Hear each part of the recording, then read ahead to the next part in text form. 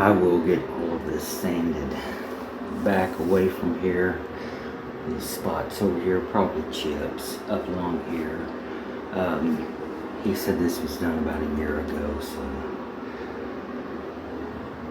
it started peeling back right here pretty good also. But anyway, I'm gonna get everything fixed up and I will have an after video real shortly. Everything is finished up. Got it sealed really good around the drain, recaulked around the tub. They did not want the slip resistant on the bottom. That was no problem at all. Of course, get all the way out to the wall. And I am removing my tarps and everything right now and getting those out of the way, and I will get out of these people's way.